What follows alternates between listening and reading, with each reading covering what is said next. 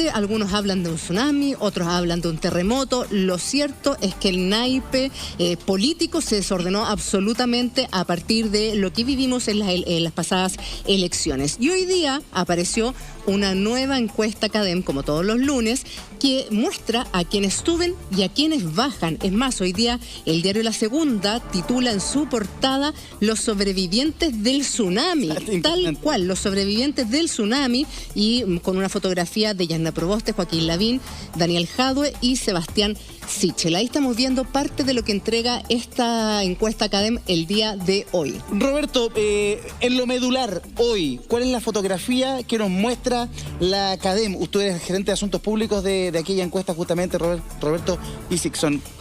A ver, Roberto, ¿qué es lo medular de la CADEM de hoy?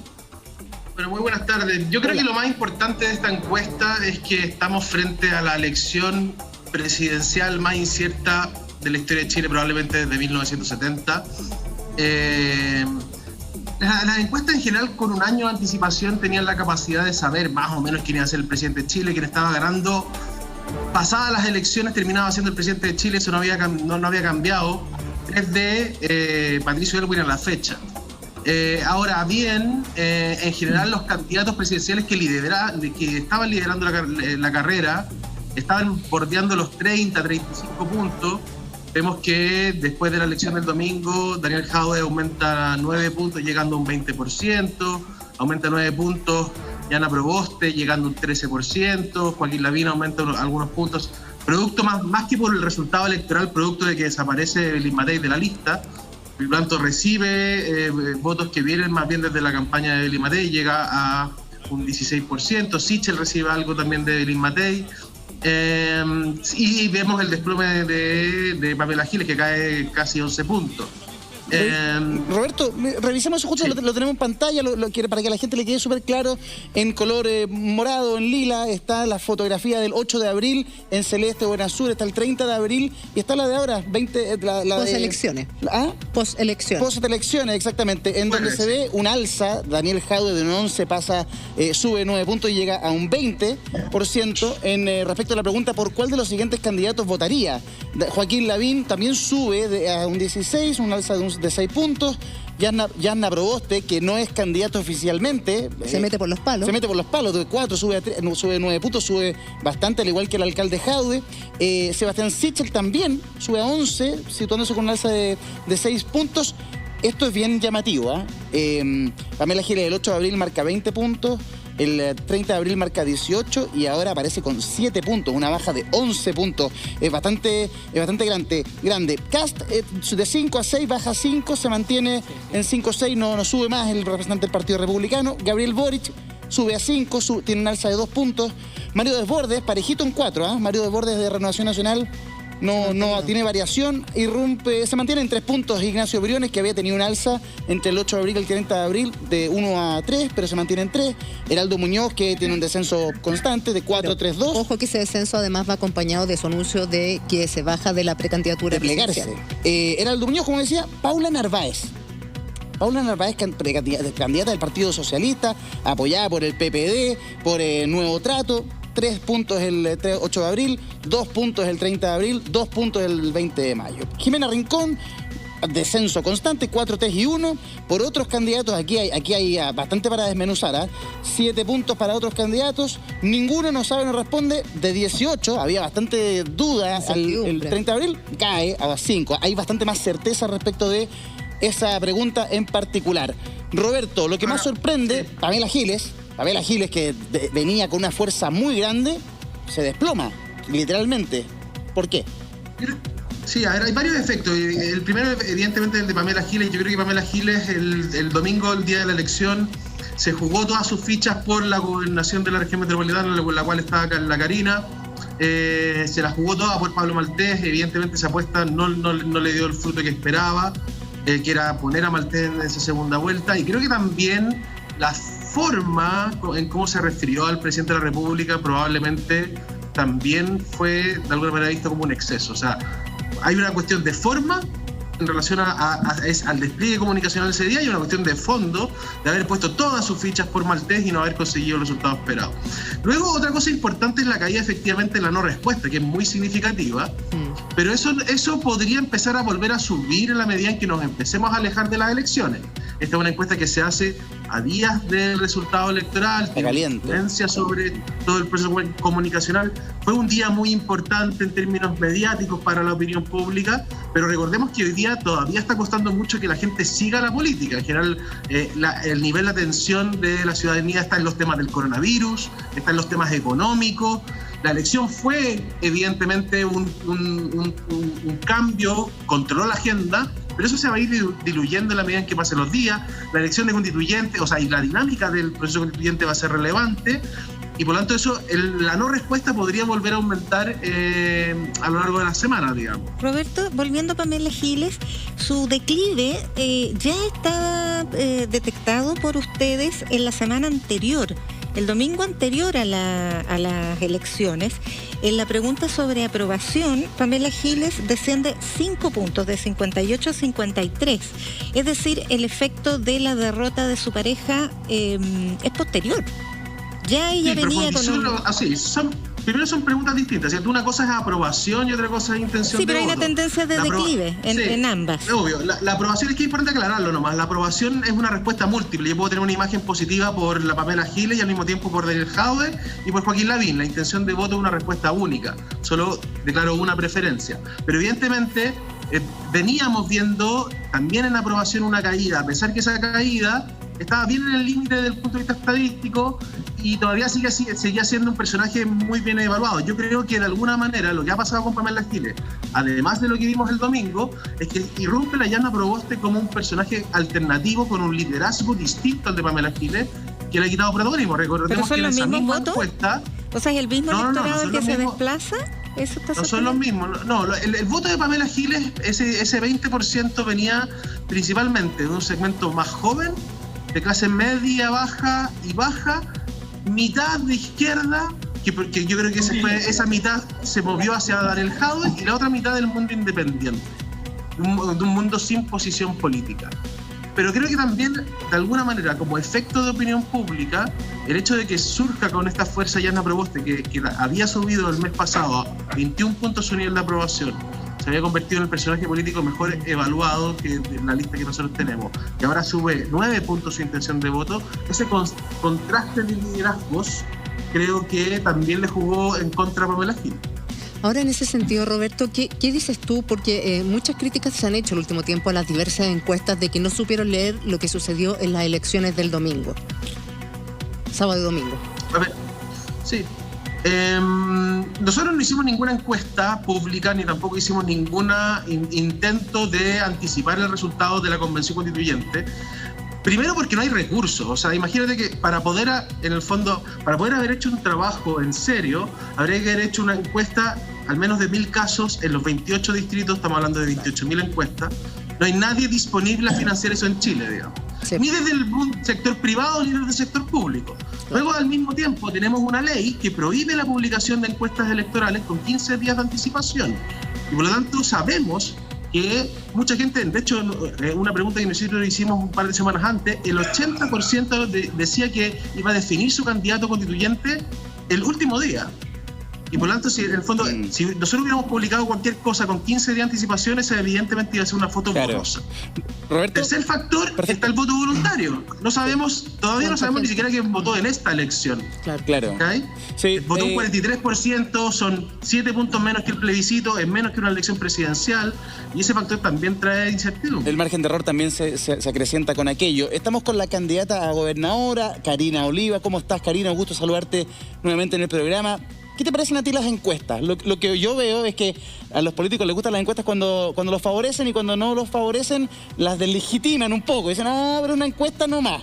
¿A ti qué sensación te dejan las encuestas que vemos en nuestro país? ¿Qué sensación te deja la cadena del día de hoy? Buenas tardes.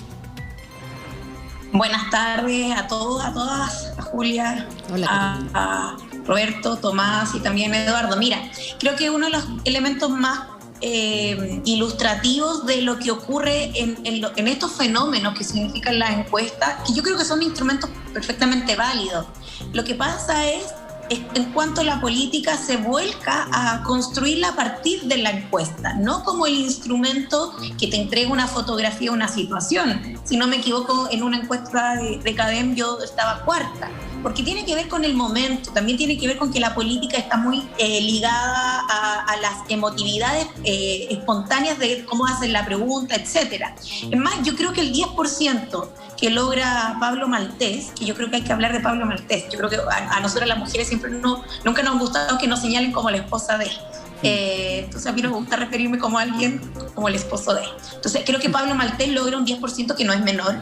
Creo que lo complejo que se daba, había una expectativa de, creo que aquí el que más ha sido derrotada es la derecha, porque ni siquiera logra tener el porcentaje completo del rechazo, porque la candidata y la bandera de Chile Vamos, nadie imaginaba que no lograra superar los 15 puntos. Entonces hay un fenómeno significativo en lo que ocurre, porque también hay un nivel de incertidumbre de lo que está pasando en la decisión política, como está abordando la ciudadanía, y que los patrones convencionales de los análisis electorales que se venían haciendo no solo en el mundo de las encuestas, sino que aquellos que hacen los análisis electorales, es cómo es complejo que hoy día el electorado no está definido cuándo va a participar. Es decir, antes había una estructura porque tenías voto obligatorio, inscripción con voto obligatorio, y tú sabías quiénes votaban. Podías hacer una Cuando estimación. este fenómeno cambia, evidentemente esto cambia. Yo creo que la racionalidad que uno tiene que tener es más bien estar atento o atenta a la fotografía del momento, pero por cierto, en tener permanencia en la identidad, o más bien el proyecto político que tú quieres desempeñar y proponer. Y creo que es ahí donde estaba no solo la sorpresa, sino que también cómo hay un cambio en la lógica de entender los resultados electorales, que es lo que hoy día, por ejemplo, nosotras esperamos construir y ganar una elección de segunda vuelta en un escenario que no es tan sencillo, con aumento de la tendencia de contagios COVID, con una elección que nunca ha sido tan conocida, que nunca se ha vivido en un escenario de invierno, que no es usual tener elecciones generales, y al mismo tiempo durante una pandemia. Entonces todas esas complejidades se vuelcan a un fenómeno, a un proceso electoral que creo que no es justo decir si es más o menos, si es comparable con el apruebo, si es comparable con la presidencial o si es comparable con la municipal del 2016. Y ahí hay algo que tenemos que hacernos cargo quienes somos candidatos, candidatas, o quienes han sido electos y electas, el fenómeno de mantener en activo a la ciudadanía permanente para que participe. Pero aún así las encuestas algo dicen. No sé, en el caso tuyo, Tomás, cuando estabas compitiendo por la municipalidad de Maipú, ¿qué arrojaban las encuestas? Porque por lo que yo entiendo, la Moneda se sorprendió con tu triunfo, no lo tenía pronosticado. Para ellos, Katy Barriga iba a salir reelecta. Sí, a ver, yo creo que estamos en sociedades cada vez más complejas y difíciles de interpretar. Claro, habían distintas encuestas en la campaña. Yo creo que hay encuestas que muchas veces buscan más generar escenarios que medirlos realmente, porque hay una cantidad de encuestas que yo no sé si realmente se aplicaron o no, que daban escenarios que eran muy distantes a lo que uno sentía en la calle y a lo que finalmente ocurrió en la urna. Si era por las encuestas, nosotros no ganábamos en ningún caso y terminamos doblando a nuestra contendora. Entonces, claro, uno muchas veces tiene que mirar las encuestas con cautela. Yo creo que aquellas que son rigurosas en su metodología son fotografías del momento, pero como bien dijo Karina, estamos en una sociedad que es muy compleja, que recibe un montón de estímulos, un montón de información y que se va modificando todos los días. Muchas veces una persona puede estar muy bien percibida por la ciudadanía, pero en 3 días y por un hecho súper concreto puede bajar repentinamente y al revés. Entonces yo creo, y concuerdo con Karina en esto, que uno no puede hacer política basado en las encuestas, basado en lo que está caliente en el minuto. Uno tiene que sostener proyectos en convicciones de largo plazo, en un trabajo colectivo territorial que sea menos líquido y que no dependa tanto de contingencia, y eso yo creo que fue la riqueza de la construcción del Frente Amplio. Muchos daban por muerto el Frente Amplio, quizá muy guiados por el Twitter o por los titulares de prensa, pero no sabían que en los territorios se venía tejiendo un proyecto político hace mucho tiempo. En Viña del Mar, en Valdivia, en Ñuñoa, en Maipú, en Tiltil, que sin duda es lo que hoy día nos hace tener buenos resultados electorales.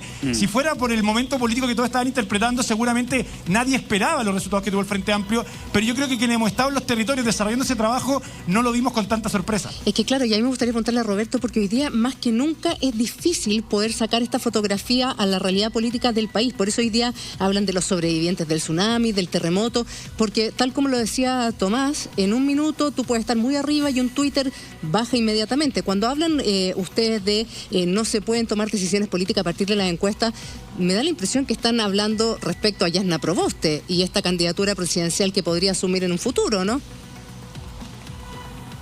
¿Me lo preguntas a mí? Pregunta sobre a quién, sí. Roberto, partamos con Roberto y después con Tomás. No, lo que pasa es que, a ver, no es mi rol, y yo estoy de acuerdo con la Karina, o sea, en el fondo las encuestas son una herramienta, y son una herramienta que ayudan a la toma de decisiones, ya sea vengas del sector público o del sector privado. Ayudan a definir estrategias, a definir públicos objetivos, a definir temas, atributos que quieres trabajar, a ver la distancia que estás con tu contendiente, si vale la pena poner más recursos, menos recursos, etcétera. Es una herramienta. Pero yo estoy de acuerdo en que cuando se utilizan para guiar la toma de decisiones. Y eso es lo que llama la atención también respecto del auge tan sorpresivo y tan abrupto de Jasna Proboste, porque es un poco contraintuitivo. O sea, el electorado vota por personas independientes, que están fuera de la política, que están fuera del diálogo, de las negociaciones, y justo cuando Jasna Proboste va a La Moneda, plantea una agenda de mínimos comunes, un diálogo en sede legislativa muy politizado, aparece irrumpiendo. Entonces es extraño respecto de otras tendencias. A mí me parece que su suposición es una falta de respeto, primero, y de ignorancia. Primero, los contratos que tiene CADEM con el Estado son todos a través de licitación pública y en el fondo están ahí, digamos. Pero yo no he dicho lo contrario, yo solamente le dije que hace asesorías para La Moneda. No, yo no le dije que fuera a dedo, yo le dije que es una contratación. Se lo voy a aclarar. Y en este gobierno, CADEM ha trabajado con este gobierno, con el de Sebastián Piñera, con el anterior, con la presidenta, de hecho, con el de la presidenta chilena nos iba mejor que con el de Piñera. Con eso se le digo todo. Sí. Luego creer que porque CADEM tiene contrato con el Estado, le puso un número a Jasna Proboste porque fue a La Moneda y por lo tanto que La Moneda está detrás de la candidatura de Jasna Proboste, me parece además de una ilógica política, digamos. O sea, si La Moneda quisiera algo es levantar a sus candidatos, no levantar a la candidata de la DC, digamos. No, yo le voy a decir lo siguiente, Roberto. Primero, no es mi intención faltarle al respeto. Yo constaté un hecho que usted acaba de corroborar. Existen asesorías y usted tiene una asesoría con La Moneda. Yo no he dicho que eso fuera a dedo, ni fuera de no transparente. Señora. No, señora, eso es una mentira. No existe una asesoría con La Moneda. No tiene negocio. Con La Moneda. Usted no presta servicios. Son contratos con licitación que se hacen a través de licitaciones públicas y que la gran mayoría de ellos son con ministerios específicos fuera de La Moneda. Entonces no he dicho ninguna mentira. Usted presta servicios para autoridades de gobierno. Yo no le estoy hablando de la manera en que accede a esos servicios. Para el Estado, a través de la plataforma Chile de Compra, que es una plataforma yo no le he negado eso. Yo constaté que no he hecho ninguna suposición. Constaté que usted presta servicios para el gobierno. Pero tranquilo, ya. Vamos al tema de fondo, que Roberto, la Jasna solo constató un hecho. Me parece súper interesante que tú lo aclares también, porque es igual de válido. Pero más allá de eso... no me parece válido asumir porque una empresa tiene contratos con el Estado, esos beneficios con una candidatura particular. Perfecto. Yo le estoy haciendo una pregunta. Ya hay una manipulación de la información que nosotros entregamos. Yo le estoy haciendo una pregunta, no estoy afirmando nada. Yo le hice una pregunta. Usted entonces haga una pregunta y evítese antes toda la declaración que hizo. Bueno, yo hago las preguntas como me enseñaron en la universidad como periodista, pero la pregunta es la siguiente. Resulta contraintuitivo que emerja una candidatura en las condiciones políticas que constatamos en las elecciones. Es decir, que las personas votan por independientes, no por políticos, que tienen otros criterios. Y Jasna Proboste es política. Yo le estoy preguntando por una explicación de teoría política. ¿Qué conoce usted hoy día? ¿Perdón? ¿Me puede nombrar un candidato presidencial independiente hoy? Dígame un nombre. No, pero por eso le pregunto. Presidencial independiente.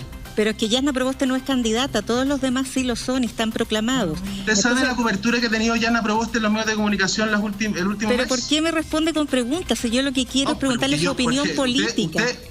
No, si que yo no hago opiniones políticas, yo interpreto los datos.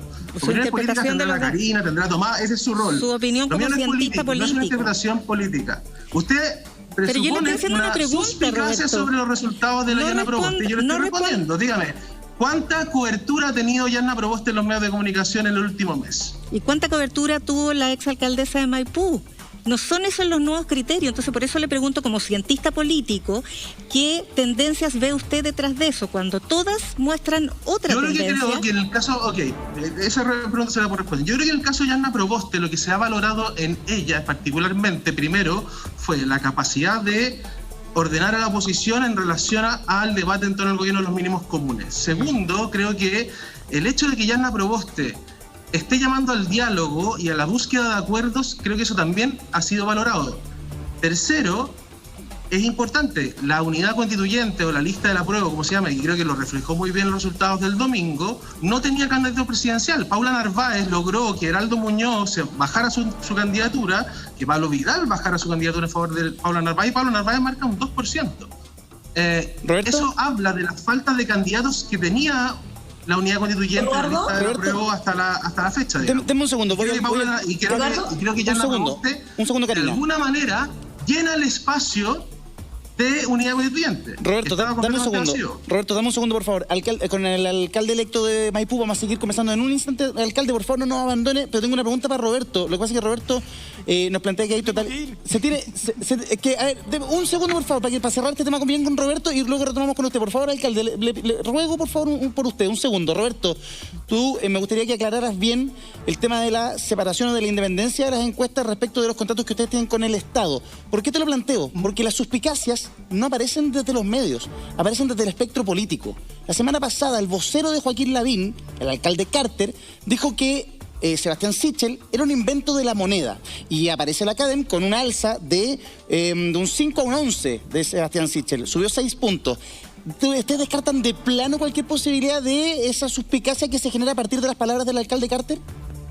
Completamente. O sea, a ver, yo entiendo que, y siempre hemos tenido esta relación compleja, por así decirlo, con la política y con los medios, porque finalmente en una carrera presidencial solo puede ganar uno. Exacto. ¿Sí? Y el resto de los 6, 7 van a estar enojados, digamos.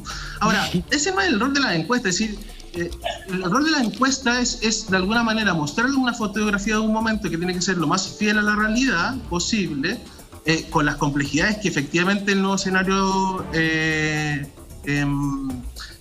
plantea, digamos, pero creer, nosotros llevamos, por ejemplo, haciendo Plaza Pública, llevamos 384 encuestas desde el 1 de marzo del 2014. Si nosotros, en el fondo, estuviéramos moviendo el dedo para favorecer a un candidato particular, en la encuesta académica no existiría. Perfecto. Así han muerto muchas. Ahora sí, perdón, es que el alcalde se nos va a ir Yanna. Dame un segundo que lo vamos a retomar. Alcalde electo, Tomás, ahora sí, perdón. ¿Tú querías aportar algo? Vale. No, solo agradecerle mucho el espacio de conversación. La verdad es que tengo una actividad ahora en 5 minutos más y hay hartos vecinos que se han convocado acá al lado que queremos ser respetuosos de ese compromiso. Un poquito de tiempo, así que nada, muchísimas gracias a ustedes por el espacio. Feliz de repetirlo en otra oportunidad. Encantado. Y nada, saludo ahí a Karina y desearle todo el éxito en su elección también. Gracias Tomás Bodanovich, alcalde electo de Maipú. Tiene un pacto ahí, una reunión pactada y queremos ser respetuosos de eso también, que es lo más importante de estar con sus vecinos. Estamos con Karina, estamos con Roberto. Roberto, hoy día la diputada Pamela Giles tuiteó precisamente a partir de los resultados de la encuesta académica. Y dijo la abuela, bien por Yanna Proboste y Daniel Jadue, que subieron 9 puntos en sondeo presidencial, pero las encuestas no dan de comer. Debemos concentrarnos en lograr la renta básica ya y tramitar ahora el 4º retiro. Y ella decía que le ganaba a todos. Bueno, pero es que los nietitos, según Daniel Jadue, no fueron a votar. Claro. Y parece que tampoco están contestando las encuestas, que por eso se demuestra esta baja de Pamela Giles. Karina, ¿tú querías decir algo? Karina. Sí, yo creo que aquí es importante de lo que ocurre con la encuesta que se da a conocer que se dio a conocer entre anoche y hoy, es el hecho que primero tiene que ver con los indicadores de conocimiento que tenga un personaje político, claro, un dirigente, y también cuando se pone en la palestra la discusión presidencial son las aspiraciones y desde dónde se genera esa articulación. O sea, es importante, por ejemplo, que recién lo decía Roberto, Pablo Vidal se baja, Heraldo Muñoz se baja, Jimena Rincón se baja, Paula Narváez se mantiene, sin embargo no logra traspasar. Creo que aquí hay un fenómeno significativo, que hoy día notoriamente de los últimos años no hay candidato o figura política que logre traspasar votos. Es más, la expresidenta Bachelet fue una figura que sale con mucho apoyo y no es capaz de traspasar votos. Que incluso los dos que le siguieron siempre fue Sebastián Piñera, abanderado de otro sector.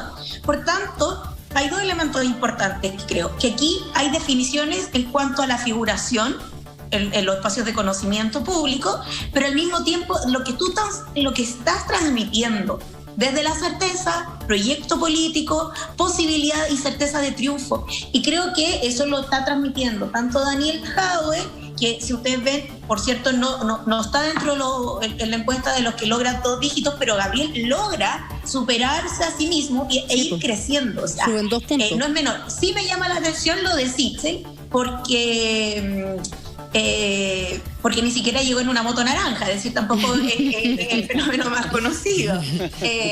Creo que sí tiene mucho que ver con el momento. Creo que puede ser que sea un independiente, sin embargo, creo que todavía las encuestas están todavía mirándose desde la óptica o desde la perspectiva convencional, y creo que por eso se generan las sorpresas. Yo creo que aquí quienes sean capaces de dialogar con la ciudadanía, más que dialogar consigo mismos, van a permitir que ciertos candidatos, ciertos proyectos políticos, coaliciones, como lo que nosotros queremos hacer en la Prodignidad, pueda transmitirse en las primarias. Por tanto, por eso no me sorprende que los resultados de los candidatos que quedan de Unidad Constituyente no logren despegar, más allá que se han ido achicando sus candidaturas. Roberto, ¿tú estás de acuerdo con lo que decía Karina, que hoy día nadie es dueño de los votos, que no se pueden traspasar como si fueran una colectividad? Hoy día la gente vota y el escenario es mucho más líquido que en otras oportunidades. Yo estoy de acuerdo con eso y la Karina puso los mejores ejemplos. La presidenta Bachelet, con un 80% de aprobación en su primer gobierno, no pudo pasarle la banda presidencial a alguien de su sector, ni cuando en su segundo gobierno salió con un 35-40, tampoco pudo. Piñera, lo mismo, salió con en torno a un 40% de su primer gobierno, no pudo traspasar a su sector. Probablemente hoy día está en una condición completamente desmejorada, con solo un 13% de aprobación. El gobierno no tiene un rol político electoral relevante. Y también lo vemos en otros casos, ¿cierto? El de Pamela Giles, que se jugó todo por Maltés, tampoco tuvo efecto.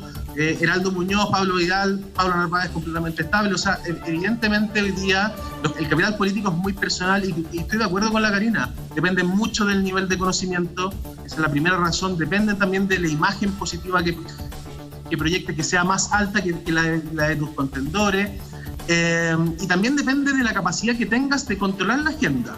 Creo que eso, en términos, hoy día la agenda evidentemente no es solo a través de la televisión, es a través también de todas las redes sociales y de todas las plataformas y también del territorio, pero es esa capacidad de controlar la agenda.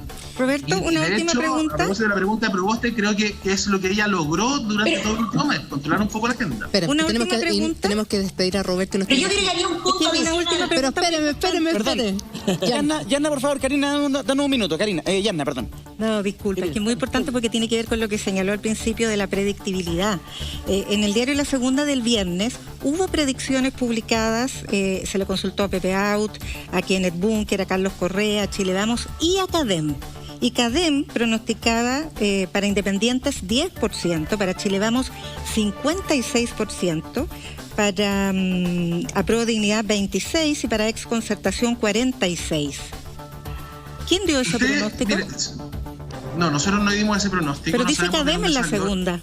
Sí, pero pregúntale al periodista. Pero si usted encuentra un informe nuestro, todas nuestras encuestas están publicadas en nuestra página web.